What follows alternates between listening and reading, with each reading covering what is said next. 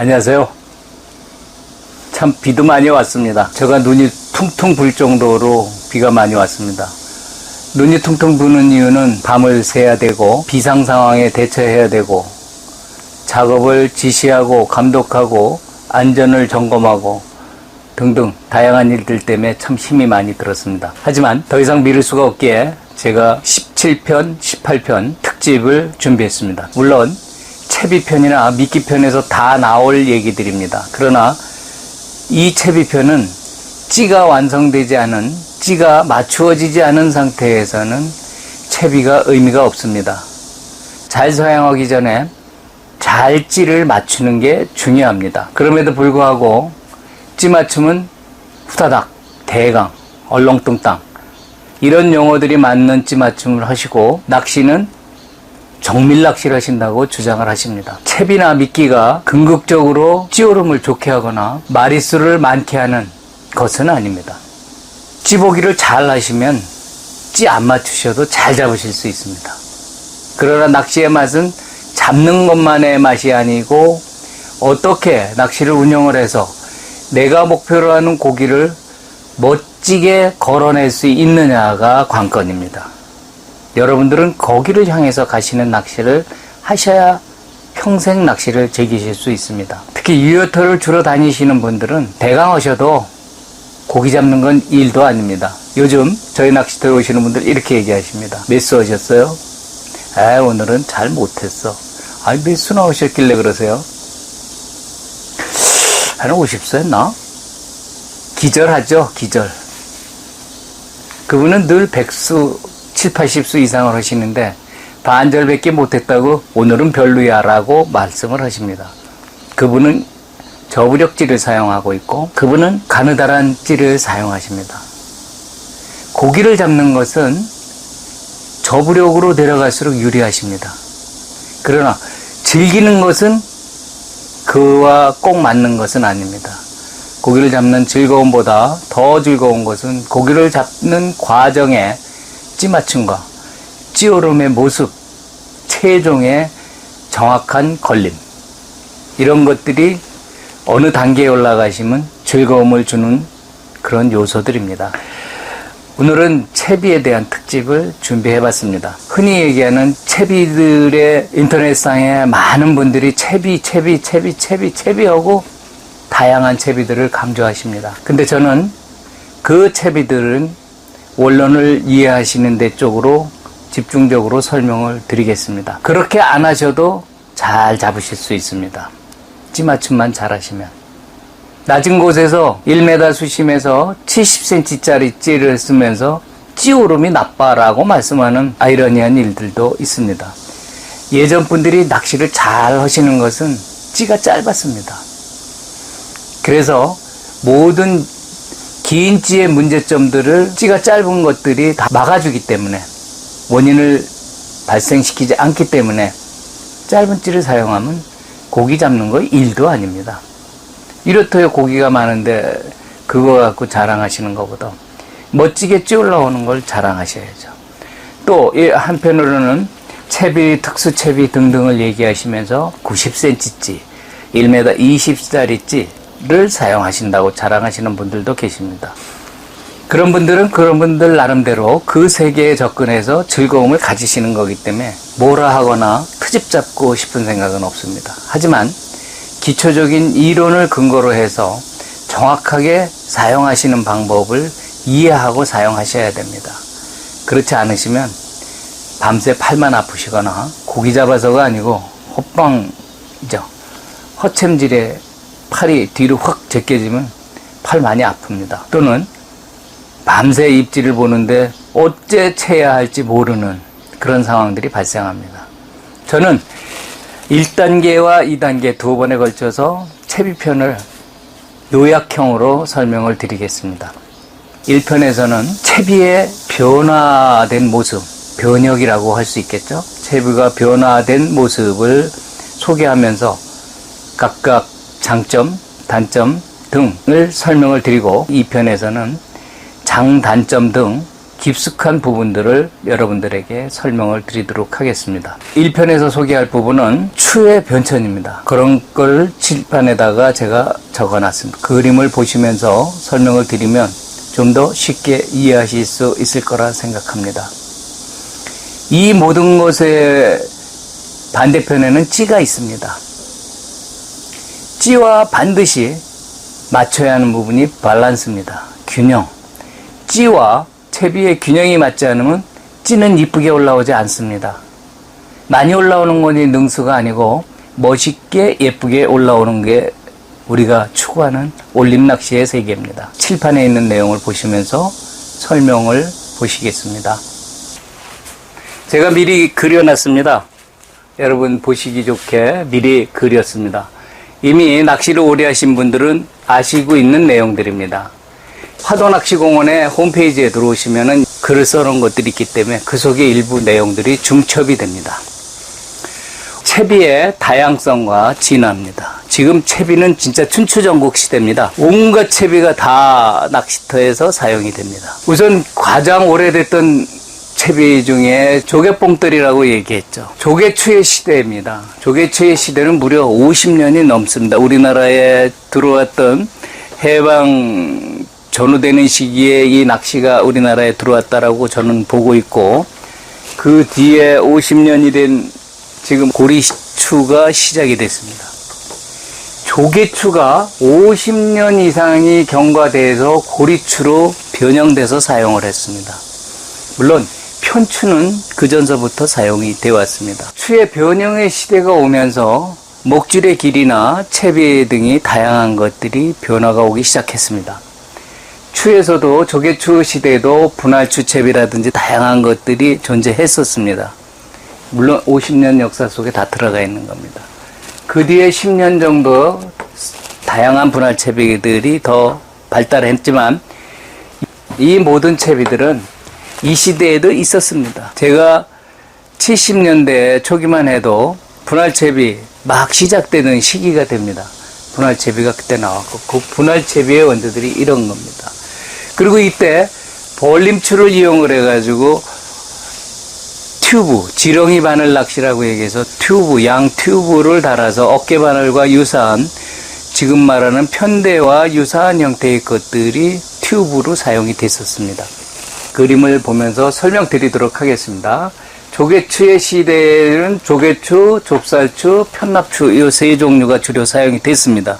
물론 이 고리추는 있었습니다. 이 시대에도 있었는데 다른 특수 용도의 다른 낚시, 릴이나 이런 낚시에서 서구 방식에서 나오는 추가 되겠습니다. 그 역사가 지나면서 그러면서 고리추로 전환이 되는데, 고리추도 외도래추, 양도래추, 뭐 이제 청동으로 만들었다 그래서 청동 양도래추, 또는 조절형추, 여러 가지 작은 편추를 이용해서 작은 종류의 링을 이용해서 무게를 조절하는 형태로 크게 발전을 했습니다.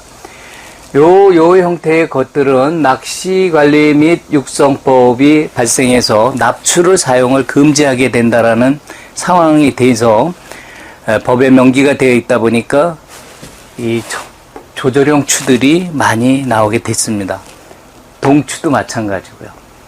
그 다음에 이제 구멍추, 유동추라고 얘기하죠. 바다낚시 쪽에서 주로 사용하지만 요즘 민물에서도 많이 사용하십니다. 이런 형태의 고리추의 시대로 전환이 돼서 지금은 조개추를 거의 사용하시지 않죠. 물론 이제 아주 작은 좁쌀추들 종류는 사용을 합니다만은 그래도 편납추를 주로 사용하다 보니까 그렇습니다. 요즘은 편납동추, 편납동추라는 것을 주로 사용하고, 그 다음에 그 동추에 납추라 할지라도 코팅 납추 같은 것들이 나오게 됐습니다. 낚시관리 및 육성법상에 나오는 납추 사용 금지의 조항 속에는 어린이 물놀이 용품 기준에 대한 용품 기준의 법에, 관련 법에서 명기되어 있는 납의 산성제의 염산이나 황산 용액에 일정 기간 투여해서 녹아 나오지 않게 하는, 나오면 안 된다라는 기준이 어린이 물놀이 용품입니다. 그래서 페인트라든지 납땜이라든지 이런 것들이 해당이 되죠. 근데 낚시에서는 주로 납을 사용하고 있는데 참 아이러니하게도 어구에서는 그냥 사용을 합니다. 납의 대부분은 어구에 사용이 되고 있고 낚시에서 사용하는 건 극히 소량에 해당되는데 그것이 이상하게 와전이 되고 낚시인들을 폄훼하고 낚시인들이 마치 환경 파괴범인 양 중금속 오염범인 양 하는 식의 표현들이 난무할 때 낚시관리 육성법이 형성이 됐고 그 속에 납추가 금지사항으로 들어갔습니다. 근데 어른이 물놀이 용품이기 때문에 그러면 용출만 되지 않으면 된다는 얘기죠. 그래서 낚시계에서는 해양수산부에 질의를 놓습니다. 납이 용출되지 않으면은 납을 사용해도 되는가에 대한 질의를 놓습니다. 해양수산부의 답변은 납이 용출되지 않으면 된다. 염산수와 황산용액에 용출되지 않으면 된다. 그래서 나온 것이 코팅추입니다. 그래서 코팅추는 합당한 제품입니다. 시중에서 코팅추를 파는데 어떤 분이 이렇게 얘기합니다. 여기 아직도 납추 파네? 아닙니다. 그거는 다 검사 맡아가지고 납이 용출되지 않게 만들어진 제품입니다. 그런데 아이러니한 것은 그걸 깎아 쓰면은 똑같은 납추 사용하는 거와 뭐가 다를까요? 이런 법의 아이러니한 구석이 있습니다. 하지만 낚시인들 많이 동추와 조절용 추로 많이 대체 상품으로 사용하시는 모습은 상당히 보기 좋고 이렇게 낚시는 법으로 규제하기보다 자연스럽게 변화하고 진화하는 것이 옳은데도 불구하고 구체적으로 법을 중시해서 얘기합니다. 그래서 지금은 이렇게 다양한 형태의 추들을 고리추 형태들을 씁니다. 여기서는 순수하게 분할채비의 다양성 부분을 여러분들이 최고로 궁금해 하시기 때문에 이 부분 쪽을 중심으로 얘기해 드리도록 하겠습니다. 분할채비의 다양성을 보면 애초에는 2바늘입니다. 그 예전에는 3바늘 채비입니다.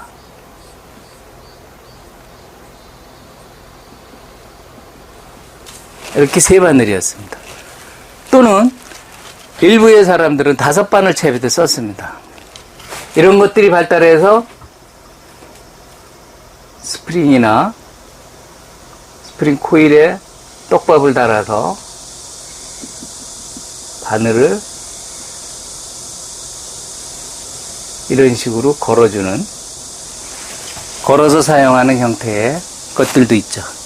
릴 낚시에서 주로 사용을 하지만은 이런 건 올림 낚시에서 사용하는 채비는 아닙니다. 이 3바늘이 하나가 없어지면서 2바늘 채비가 됩니다. 통상적으로 2바늘 채비입니다. 2바늘 채비를 하실 때 이렇게 바늘을 같게 하는 경우와 한쪽을 짧게 하는 경우, 저는 짝바늘 채비, 업바늘 채비 이런 용어를 사용을 하는데 업바늘 채비, 서로 바늘이 길이가 틀리다 해서 업바늘 채비 이렇게 했습니다. 2개의 바늘이 분할 채비로 나가는 원리는 2개의 바늘을 가운데서 묶어주면 분할이 됩니다.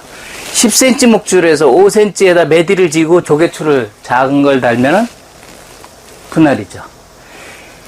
요 추의 무게를 여기 원래 추의 무게보다 여기 있는 거를 일부분을 잘라서 갖다 붙이는 거죠. 요게 변형 채비, 변형 분할 채비의 시초입니다. 낚시하다가 입질이 둔해. 까딱까딱만 하고 잘 안 돼. 저수온기에 나타나는 현상에서 조금이라도 입질을 좋게 하기 위해서 목줄의 길이를 줄여 쓰는 거죠. 줄여 쓰고 위에 추를 잘라서 밑으로 옮기는 거죠. 여기엔 2가지 논리가 있습니다. 하나는 목줄의 길이에 의한 입질의 민감성의 논리와 또 하나는 분할 추를 함으로써 추를 잘라서 밑으로 작은 추를 내려주고 위에 큰 추를 띄워놓기 때문에 닷 앵카, 여러분들이 지난번에 추의 영역이라는 단계를 말씀드린 적이 있습니다. 균형, 밸런스와 수직 관계입니다. 그리고 수평 관계로 닷 앵카의 역할을 말씀드렸습니다. 이게 바로 고부력을 저부력화하는 앵카, 닷이 작아지니까 작은 힘에도 쉽게 정주간선이 깨지게 됩니다. 낚시에서 사용되는 찌맞춤, 채비 등에서 사용되는 가장 중요한 힘은 만유인력의 법칙입니다. 모든 힘은 지구 중심의 수직으로 된다. 그 다음에 관성의 법칙, 작용 반작용이 되는 관성의 법칙입니다. 닷의 원리인 밑에 있는 작은 추, 어떤 형태의 추든 앵카가 크면 다시 강해지는 거고 작으면 다시 약합니다. 다시 약하다는 얘기는 민감해진다는 얘기고 다시 강하다는 얘기는 둔해진다는 얘기입니다.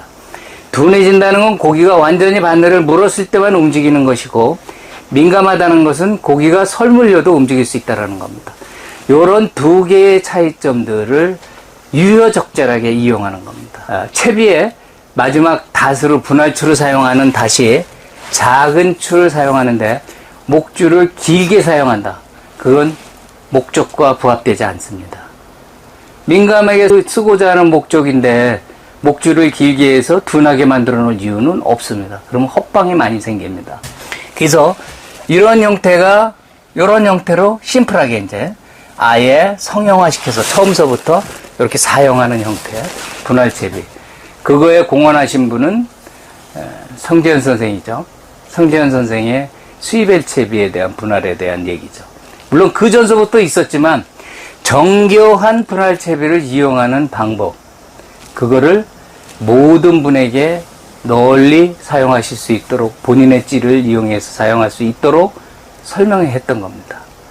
그분은 여기를 덧줄이라고도 얘기하고 기둥줄이라고도 얘기하고 줄의 길이를 얼마로 해라, 밑에는 몇 g으로 해라 등등을 아주 상세하게 얘기를 하셨습니다.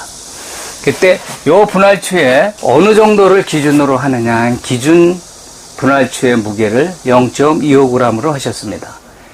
이유는 0.25g이면 찌 하나의 톱이 물 밖으로 솥대가 다 올라오는데 필요한 힘 정도입니다. 정밀한 찌 맞춤을 하고 0.25g을 공개하면 찌가 다 올라옵니다. 그 0.25g은 방울 케미의 일반적인 무게입니다.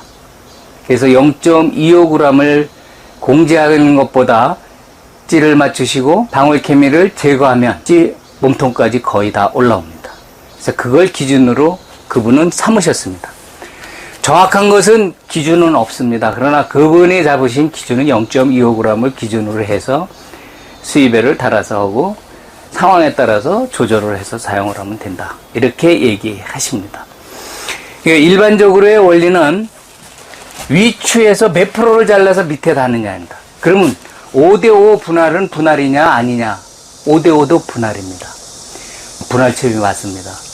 하절기에는 오히려 0.25나 이렇게 다시는 것보다 주추의 무게 반까지 쓰셔도 훨씬 효과적일 수 있습니다.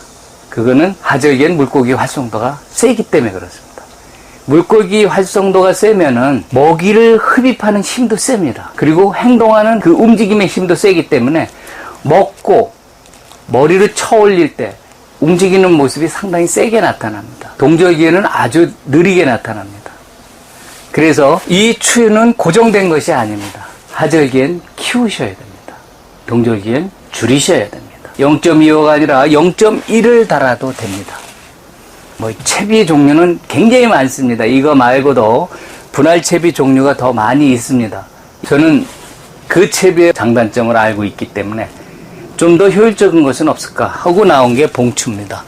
이 봉추는 프리피싱이라는 낚시 모임이 있습니다. 아주 열정적인 분들입니다. 잘 하시는 훌륭한 분들입니다. 낚시계에 크게 여러 가지 연구도 많이 하시고 자체 나름대로 개발하는 팀들입니다. 그 소속되어 있는 분 중에 어떤 분이 개발한 고관절 채비라는 것이 있습니다. 고관절 채비라는 것은 봉이 두 개가 달려 있습니다. 링이 위아래로 연결되어 있고 관절과 같은 기능을 한다라는 내용을 보고 제가 즉시 연구를 시작했습니다. 이걸 올림해서 적용하면 기가 막힌 채비가 나올 것이다 라고 저 나름대로 판단을 하고 연구한 결과 저는 여기다 추를 달게 됐습니다. 밑에 봉에, 저는 보조봉이라고 얘기했는데 작은 봉에 추를 답니다. 그래서 그걸 분할추 개념으로 접근을 해서 그 관절을 최대한 활용하는 방법. 실험한 결과 놀라운 결과가 나온다는 사실을 알게 됐습니다. 그래서 나온 것이 봉추입니다.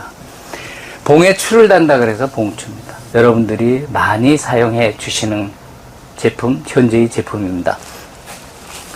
이 봉추와 유사한 것들이 이제 다양한 형태로 봉추가 이론적 근거를 제시하면서 인터넷에 발표를 하고 많은 분들이 보시면서 아, 그런 원리구나 하시면서 접근한 많은 채비들이 나오게 됩니다.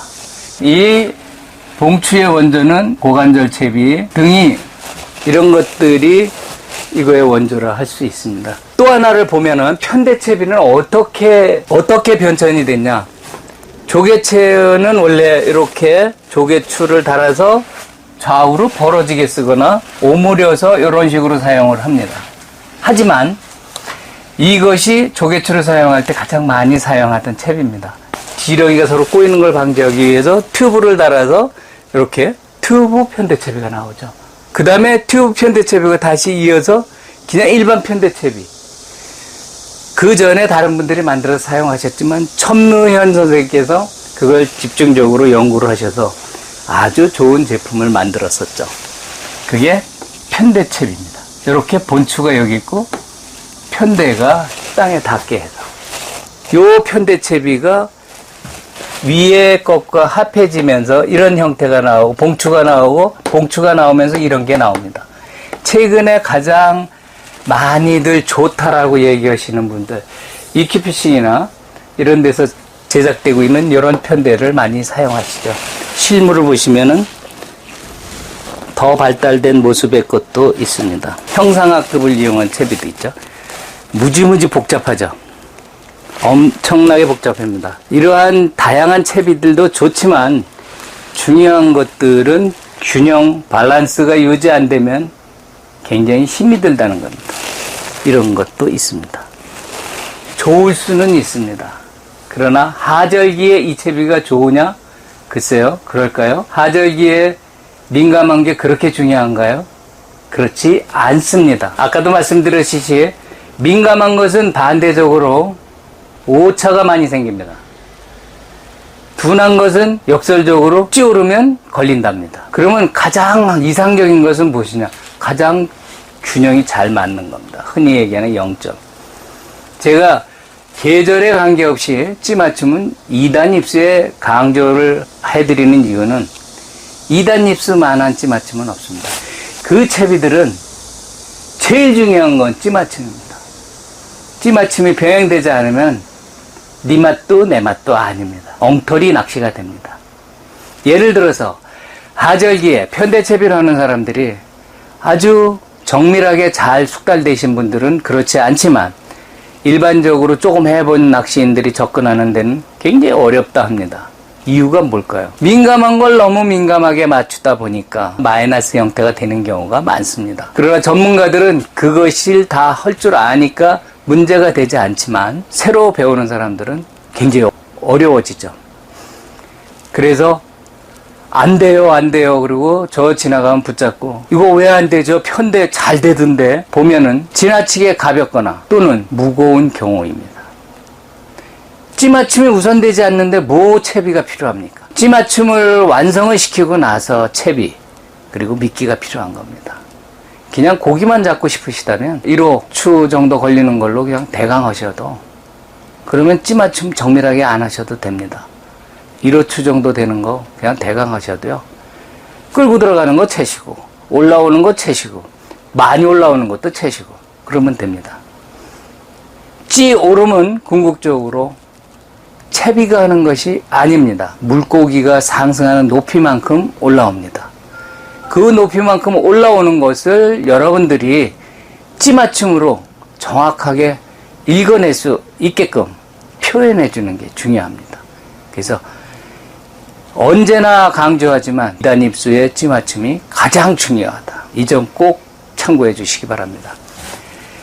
채비는 하절기에 맞는 무기가 아닙니다. 채비는 기본 채비, 두 바늘 채비가 가장 우선되지만 정의에 하절기에도 좀 더 민감한 채비나 안정적인 찌오름을 보고 싶다 하신다면